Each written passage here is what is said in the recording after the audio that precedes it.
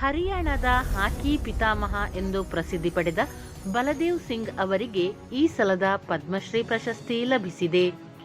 ಲೂಧಿಯಾನ ಜಿಲ್ಲೆಯ ಬಲದೇವ್ ಸಿಂಗ್ ಅವರು ಹಾಕಿ ತಂಡದ ಕೋಚ್ ಆಗುವ ಮೊದಲು ಅಂತಾರಾಷ್ಟ್ರೀಯ ಆಟಗಾರರಾಗಿದ್ದರು.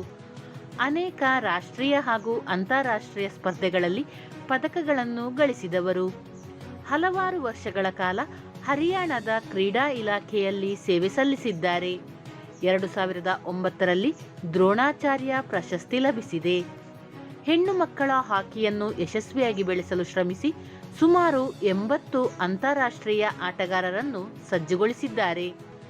ಅವರಿಂದ ತರಬೇತಿ ಪಡೆದ ಪ್ರಮುಖ ಆಟಗಾರರಲ್ಲಿ ಹರ್ಪಾಲ್ ಸಿಂಗ್, ನವಜೋತ್ ಕೌರ್, ಸಂಜೀವ್ ಕುಮಾರ್ ದಾಂಗ್, ದಿದಾರ್ ಸಿಂಗ್, ಸಂದೀಪ್ ಸಿಂಗ್ ಮತ್ತು ಭಾರತ ಮಹಿಳಾ ಹಾಕಿ ತಂಡದ ಮಾಜಿ ನಾಯಕಿ ರಾಣಿ ರಾಮ್ಪಾಲ್ ಸೇರಿದ್ದಾರೆ. ನಾನು ಎಂದಿಗೂ ಪದಕಗಳು, ಪ್ರಶಸ್ತಿಗಳ ಓಟದಲ್ಲಿರಲಿಲ್ಲ.